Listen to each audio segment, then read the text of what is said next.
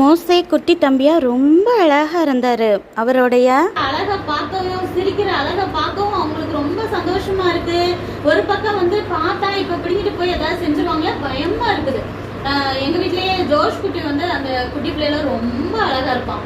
அது மாதிரி அந்த குழந்தை வந்து என்னதான் அழகா இருந்துச்சு. இவனெல்லாம் வெளியே தூக்கிட்டு போனா எல்லாரும் கேட்பாங்க, இந்த ஜான்சன் பேபிய ஆடுல வர குழந்தையான்னு கேட்பாங்க. நல்லா கொழுன்னு இருப்பான், நல்லா ஃபேரா இருப்பான். அது மாதிரி அப்ப மோசே இருந்திருப்பாருன்னு நினைக்கிறேன். அதனாலதான் அவரை பார்க்கும் போது ரொம்ப அழகா இருந்திருக்காரு. அவங்க அம்மாவுக்கு பயமா இருந்ததுனால என்ன செய்யறாங்க, ஒளிச்சு வைக்கிறாங்க. வெளியவே கொண்டுட்டு போகல. பிள்ளை பிறந்ததையும் யார்ட்டையும் சொல்லல. ஆனா குழந்தைய ஒளிச்சு வைக்க முடியுமா ரொம்ப நாளைக்கு?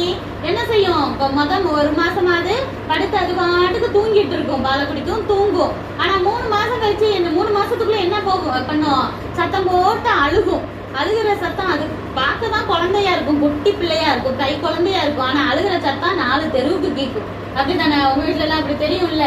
அப்போ அந்த குழந்தை அழுக ஆரம்பிக்குது. யாருக்கு தெரிஞ்சா என்ன செஞ்சிருவாங்க, கொன்றுவாங்களேன்னு சொல்லிட்டு 3 மாசம் ஒழிச்சு வச்சுட்டா. அதுக்கு மேல பிள்ளை சத்தம் இன்னும் அதிகமாச்சுன்னா தெரிஞ்சிடும் அப்படின்னு சொல்லிட்டு அவ என்ன செய்யறான்